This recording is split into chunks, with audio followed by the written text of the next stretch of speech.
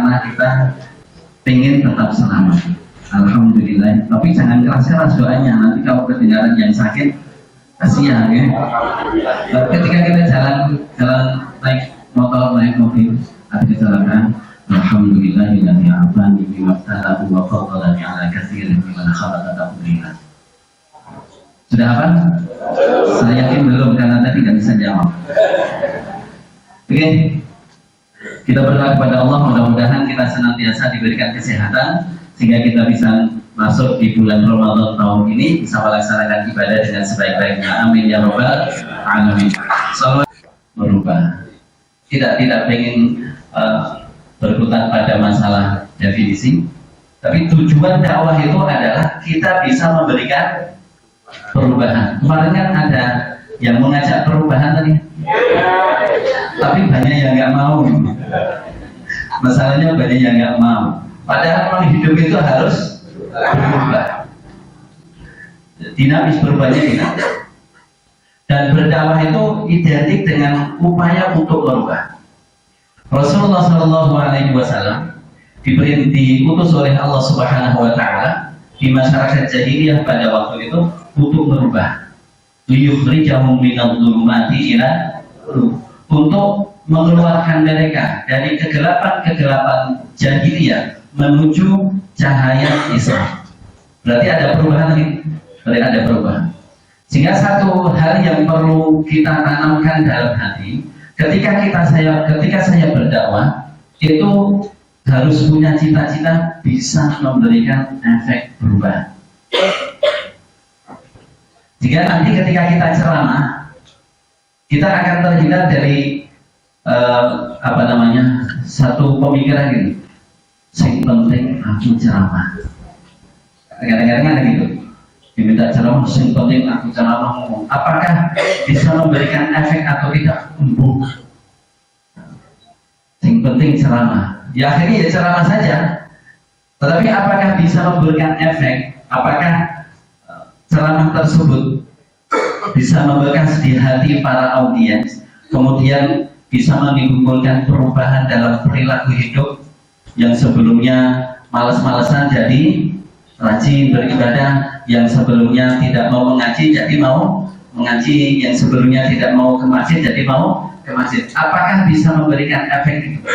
Nah, itu yang tujuan dari dakwah. Maka semangat perubahan ini bukan kampanye loh. Ya, kampanyenya sudah selesai. Kecuali kalau ada putaran ke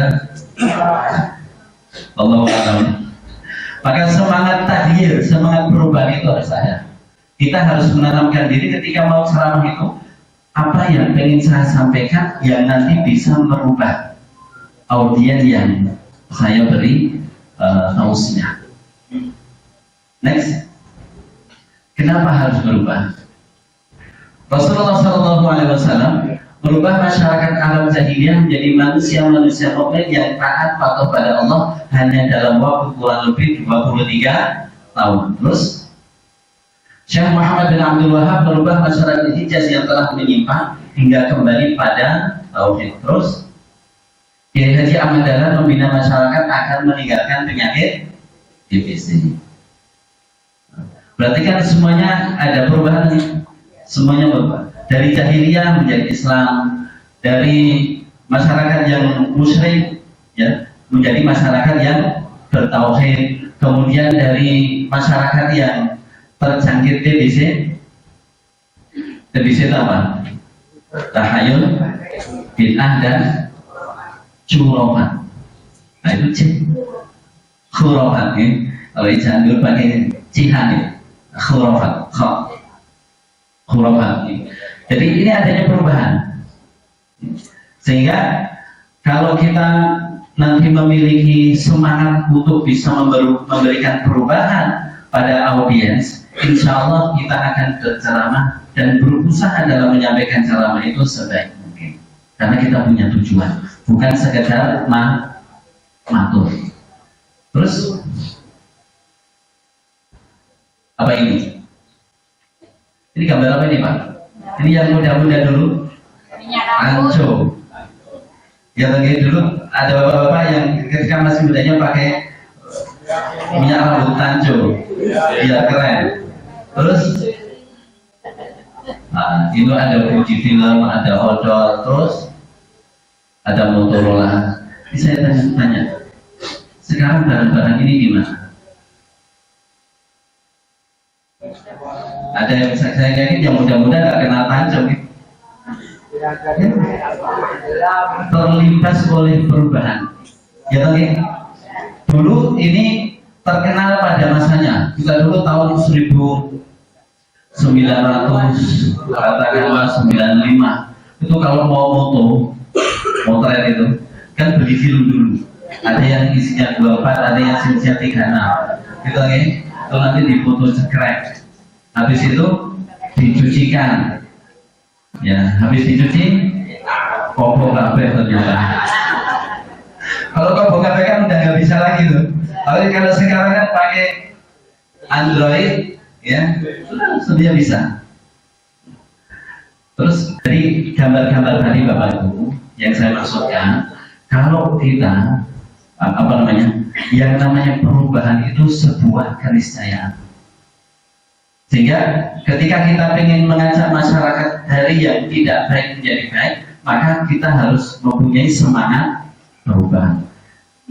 Sehingga nanti ini, ketika kita memiliki semangat perubahan untuk merubah dari yang tidak baik menjadi baik, maka kita pun tidak boleh alergi pada perubahan. Maaf, seorang mubalik, seorang penceramah itu kan juga harus mengembangkan diri. Ngerti ya?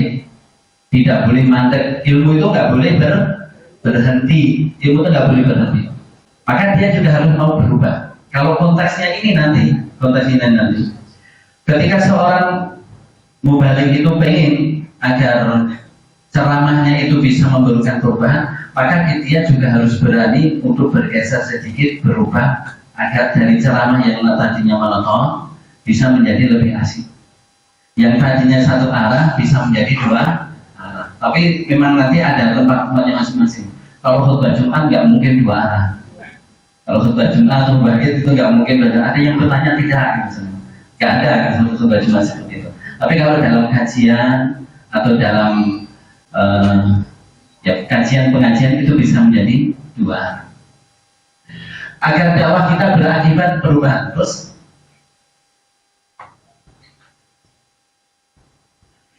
bagaimana caranya? Terus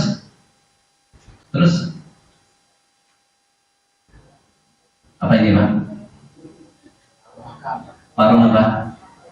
Sudah makan dulu? Ini warung Padang ini udah kelihatan ya. Next satu lagi apa ini? KFC. Cuma sekarang kita udah nggak usah KFC ya. Cuma ini gambarnya pun baju KFC kan. Sama kayak ini isinya itu. Yang bawah itu nih, ayamnya sama. Ya tadi, ayamnya sama. Yang dijual di warung dengan yang dijual di KFC sama. Bahkan kadang-kadang yang di warung lebih besar karena di KFC itu tepungnya sama. Tapi harganya beda nggak? Lebih mahal mana? KFC. Kenapa?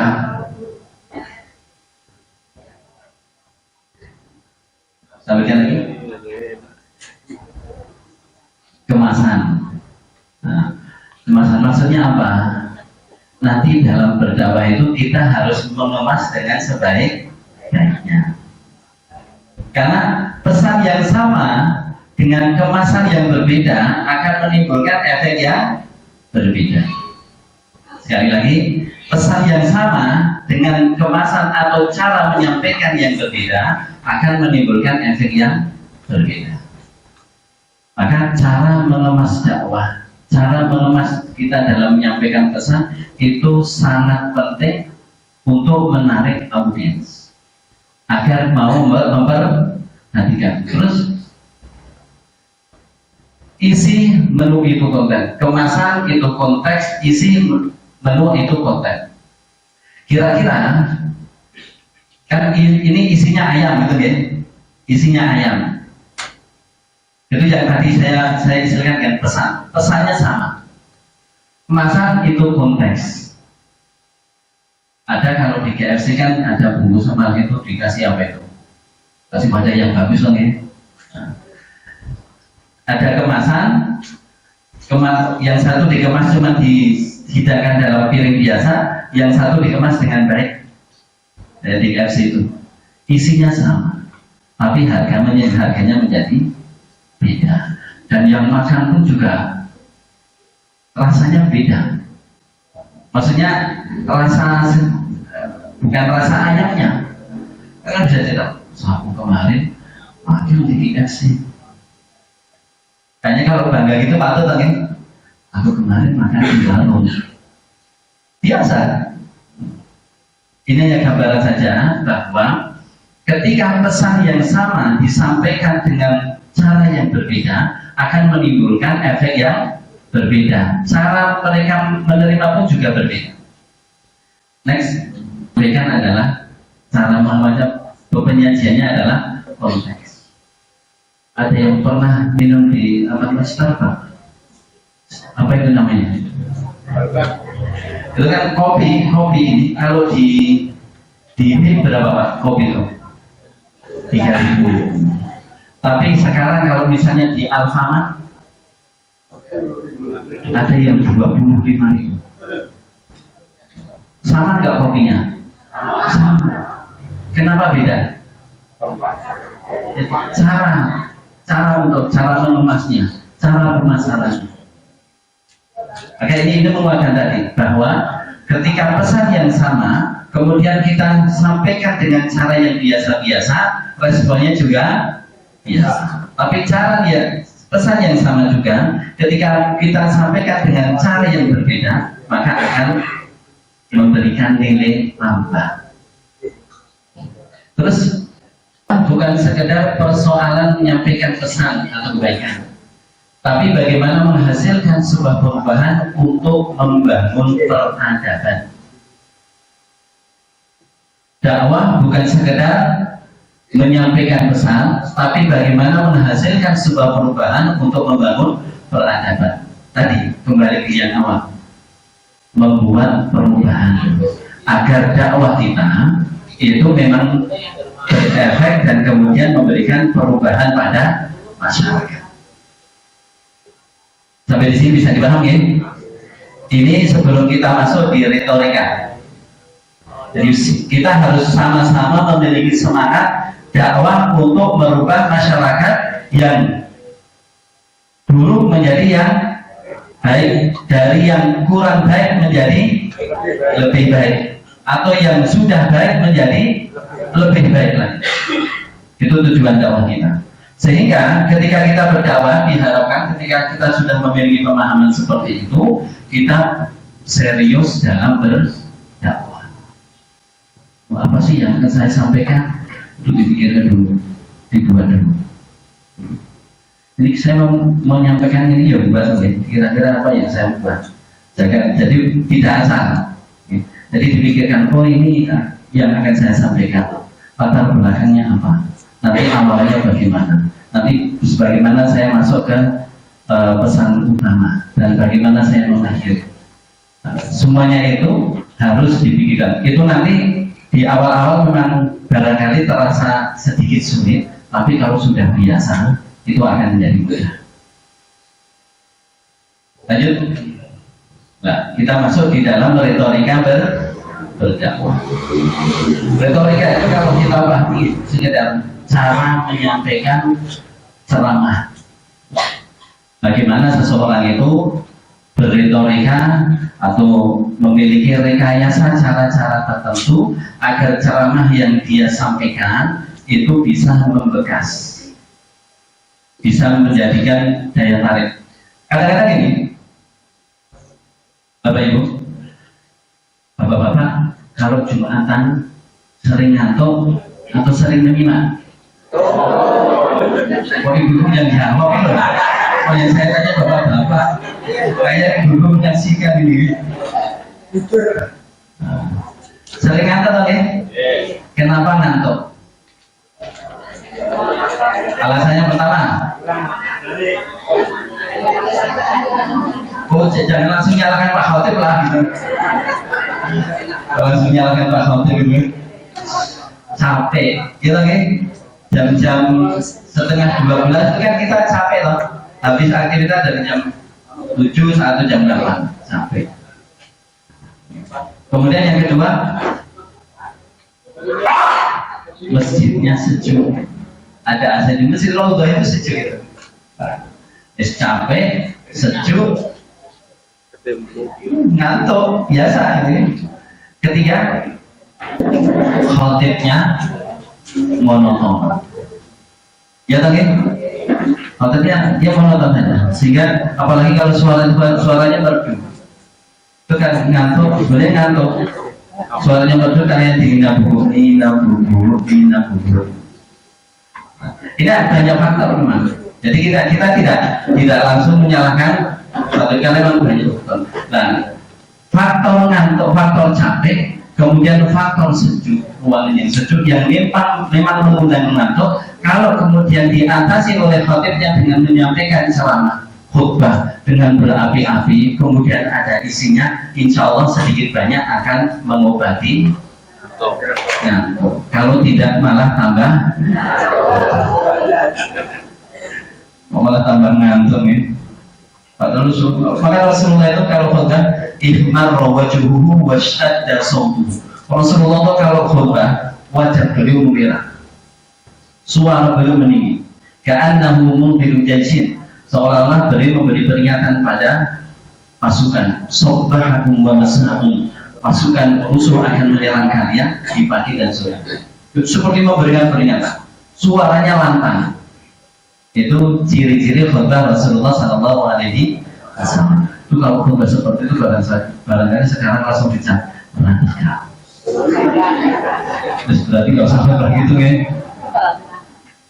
Khutbah Rasulullah. Dan Rasulullah ikhmar wajah beliau merah, seperti orang marah, memang seperti orang marah. Maka nggak ada sahabat yang ngantuk. Sekarang kan khutbahnya lompong aja, suaranya merdu, lempeng nih, nggak berani nyinggung-nyinggung lah gitu nih. Maka jamaahnya tambah, tahu-tahu habis selesai khutbah, komat bangun, khutbahnya kok cepat nih. Padahal dia yang tidurnya lama gitu. Bagaimana ciri mubalik yang ideal atau penceramah yang ideal? Terus satu, ikhlas karena Allah Subhanahu wa Ta'ala. Niatkan setiap aktivitas dakwah kita itu untuk mencari pahala Allah. Itu niat utama. Niatkan itu. Kenapa? Karena ini syarat amal kebaikan diterima oleh Allah Subhanahu wa Ta'ala. Ikhlas karena ini syarat yang diterimanya amal. Ada dua tadi. Satu, kalau dalam masalah ibadah, ikhlas dan mutaba'ah. Ikhlas karena Allah, mengikuti Rasulullah SAW. Kalau bukan dalam masalah ibadah Allah, maka ikhlas itu tidak boleh hilang. Di dalam sebuah hadis Rasulullah SAW menceritakan ada 3 orang nanti yang dipanggil oleh Allah pertama untuk dihisab. Yang salah satunya adalah man atahullahu wa ilman. Orang yang Allah beri ilmu, dia paham Quran, dia paham Sunnah. Kemudian Allah ingatkan, kamu dulu di dunia saya kasih nikmat ilmu. Iya, terus itu apa? Ya Allah, ilmu yang kau berikan padaku itu saya sebar-sebarkan, saya ajar-ajarkan agar manusia mengetahui agama. Allah menjawab apa? Apa kira-kira jawabnya Allah? Kadang kamu dusta. Kamu mengajarkan ilmu bukan karena agar masyarakat itu mengetahui agama, tapi kamu mengajarkan ilmu karena kamu ingin dianggap orang yang pintar, ingin dipanggil Pak Ustaz, ingin dipanggil Pak Kiai, ingin dipanggil Pak Ustadzah. nggak apa-apa kan, berarti kan yang laki-laki semua kalau ustazah kan berarti ada lah kan. Jadi tujuannya hanya itu, hanya pengen agar dia dianggap pintar saja. Apakah amalnya yang diterima? Enggak. Kemudian orang diseret, dilimpahkan ke dalam neraka. Padahal menyebarkan ilmu itu termasuk pengertian jihad. Bahkan afdol, bahkan menyebarkan ilmu itu menjadi ibadah yang afdol minat jihad, lebih baik daripada jihad bisa. Kalau jihad bisa pilihlah dalam peperangan ada masa-masa tertentu. Tapi kalau menyebarkan ilmu setiap saat kita wajib menyebarkan ilmu, wajibnya wajib kifayah dan bisa menjadi wajib kaya. Berarti yang pertama jangan hilang ikhlas kata Allah SWT. Ikhlas itu apa? Sudah. Ikhlas itu apa? Kita mengamal pure. Oke, pure. Saya namanya pure, berarti kalau tidak diberi ganjaran Allah juga pure jawaban. Ya, ikhlas itu kan artinya memurnikan. Memurnikan. Ikhlas karena Allah itu artinya memurnikan amal hanya kepada Allah dengan hanya mengharap pahala Allah. Kalau mengharap pahala, pahalanya Allah. Kalau mengharap pujian, pujiannya Allah. Kalau mengharap ganjaran, ganjarannya Allah. Kalau mengharap ridho, ridhonya Allah. Jadi hanya mengharap kepada Allah itu yang namanya ikhlas. Jadi bukan tanpa berharap. Bukan tanpa berharap. Kalau kita beramal tanpa ada harapan kepada Allah, berarti kita tidak ikhlas karena kita tidak tidak mau dengan apa yang Allah tawarkan. Gitu ya. Jadi ikhlas itu memurnikan niat, memurnikan tujuan, memurnikan harapan hanya kepada Allah Subhanahu wa Ta'ala. Terus menjadi teladan dalam kebaikan. Bapak Ibu, berdakwah itu gerakan islah, dan islah itu memperbaiki. Dan gerakan perbaikan tersebut insya Allah akan lebih mudah kalau kita pun menjadi orang yang soleh, artinya baik, mau menjadi teladan. Ya ayyuhalladzina amanu lima taquluna ma la taf'alun. Wahai orang-orang yang beriman, kenapa kalian mengucapkan apa yang tidak kalian kerjakan? Kabura maqtan 'indallahi an taqulu ma la taf'alun. Sungguh besar kemurkaan di sisi Allah kalau kalian berani mengucapkan apa yang tidak kalian kerjakan. Ada dalam ayat lain, dalam surah Al-Baqarah Allah berfirman, "Atamuruna an-nasa bil birri wa tansawna anfusakum wa antum tatluna al-kitab." Pantaskah kalian memerintahkan kebaikan kepada orang lain sedangkan kalian melupakan diri kalian sendiri, dan kalian bisa membaca kitab, kalian tahu ilmu, hanya menyampaikan agar orang lain mengerjakan, tetapi kalian sendiri tidak mau mengerjakan, alias tidak bisa menjadi teladan. Jargoni, apa itu jargoni? Bisa berbicara, bisa tidak bisa melakukan. Alias om doang ini, om doang. Maka bapak-bapak dan ibu-ibu, kita niatkan kita sebagai aktivis dakwah di tempat masing-masing, ikhlaskan niat karena Allah, dan juga tetapkan hati untuk bisa menjadi teladan. Karena orang itu kan sedikit banyak akan lihat ketika kita menyampaikan pesan. Begitu kan? Gitu kan ini? Orang itu bagaimana? Kalau ternyata orang itu yang menyampaikan itu akhlaknya baik, apa yang dia sampaikan sesuai dengan perbuatannya, orang akan respect. Tapi kalau tidak, juga akan mengurangi pandangan positifnya pada orang tersebut. Lanjut, sabar dan teguh dalam berdakwah. Bapak Ibu, tidak ada orang yang gagal ketika dia memperjuangkan kebaikan. Tidak ada.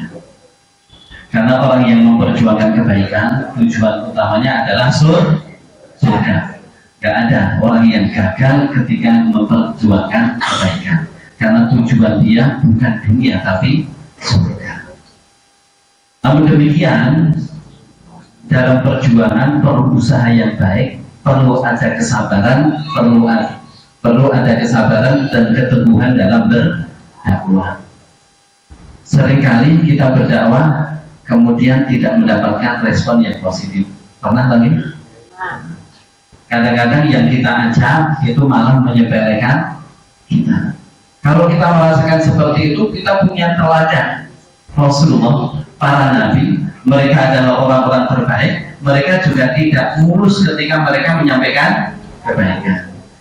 Hal ini perlu menjadi keyakinan dalam hati kita, perlu kita pastikan agar kita tidak gampang melukur dalam berdakwah. Jauh, bapak-bapak ada yang punya pengajian, tapi yang datang cuma ya sekitar 2, 3, 4 di bawah 10. Atau nggak ada yang punya pengajian? Ada gitu?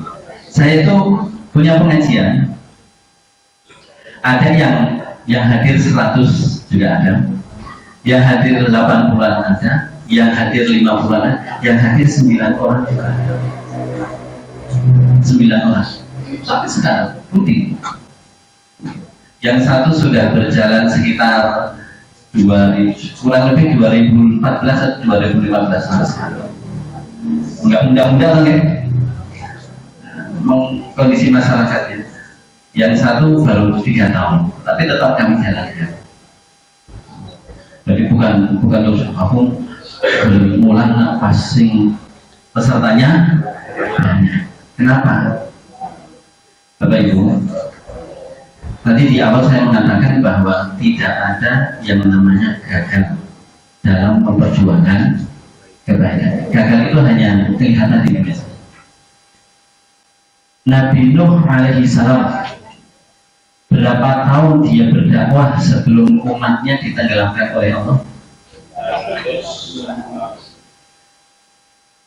Walaqad arsalna dalam surah Al-Ankabut ayat 14. Walaqad arsalna Nuhan ila qaumi falabitha fihim alfa sanatin illa 50 'am. Sungguh kami telah mengutus Nuh kepada kaumnya, dia tinggal di antara mereka selama 1000 tahun kurangi 50, berarti 950. Berapa pengikutnya ketika itu? 80-an. Ada yang katakan 80, 72, tapi 100 di bawah. Lebih banyak yang akan 80. Kira-kira nih, kalau kita katakanlah pengikutnya 100 gitu.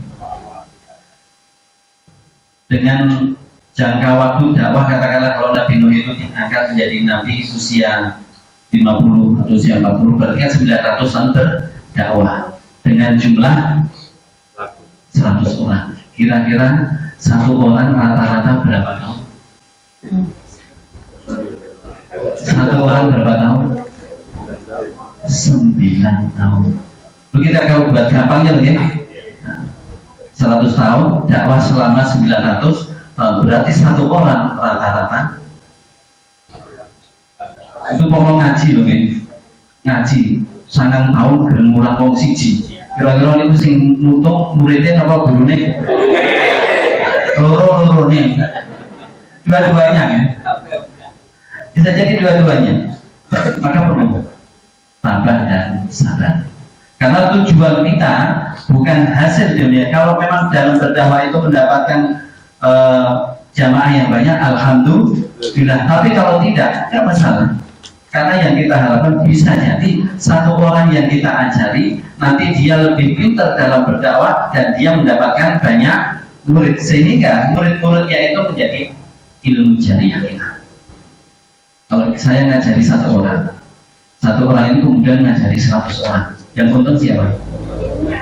Saya masih untung, karena saya ngajari murid saya ini kemudian ngajari 100 orang, dan 100 orang ini mendapatkan, ini kan kalau di apa namanya, ditingkatkan, dibuat tingkat gitu kan, cucu murid saya tadi, murid cucu itu kan. Nah itu kan berarti setiap kebaikan yang mereka kerjakan karena ilmu yang saya ajarkan kepada murid saya mendapatkan kiriman pahala. Itu yang namanya ilmu bermanfaat. ilmu yang dimanfaatkan, ilmu yang dimanfaatkan. Maka sabar dan teguh dalam berdakwah, terus menguasai materi yang disampaikan. Ini nanti akan kita ini sebentar Bapak Ibu, tadi saya sampaikan seorang mubalik pun harus tetap belajar. Nggak ada istilah lereng sinau. Ya bisa jadi memang belajarnya bukan belajar formal, dia bisa membaca, bisa mendengarkan secara. Itu diantara cara-cara belajar. Intinya bahwa setiap orang itu harus terus belajar, terus meningkatkan ilmu ini, terus rendah hati dan rela berkorban.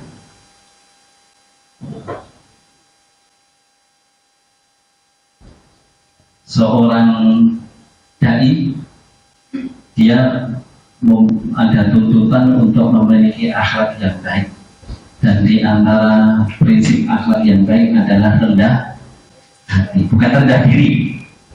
Tidak lagi, kalau rendah diri itu minderan, tapi rendah hati itu namanya tawadhu, rendah hati. Terus apa kriteria itu tadi? Kriteria penceramah, kemudian kriteria ceramah yang baik satu, terus sesuai tingkat pemahaman jamaah dua, berisi dan berbobot, sistematis, jelas, disampaikan dengan kreatif, interaktif. Untuk yang 5, 6 itu disesuaikan dengan kondisi. Kita untuk kreatif, interaktif itu tidak semua ceramah bisa kita berlakukan itu. Kalau misalnya ceramah tarawih, ada nggak interaktif dengan audiens? Seringkali kan lagi hanya satu arah biasanya. Kemudian kalau kreatif lebih bukan kreatif, nanti kreatif dalam penyampaian, dalam apa namanya intonasi suara, karena pesan yang harus kita tekan. Perlu diperhatikan sesuai tingkat pemahaman jamaah. Tapi gini, ketika kita memberikan ceramah yang sesuai tingkat pemahaman jamaah, bukan berarti tidak kita naikkan. Ya kita naikkan sedikit agar pemahamannya juga menjadi naik dalam masalah apa namanya ilmu yang kita sampaikan. Tadi memang memilih tema yang sesuai dengan tingkat jamaah itu biasanya bisa kita gali ketika kita diminta untuk menyampaikan ceramah, kemudian kita tanya audiennya siapa. Oh, audiennya itu perwakilan dari ranting-ranting. Nah, mereka perwakilan dari ranting-ranting itu aktivisnya atau hanya utusan yang dipaksakan.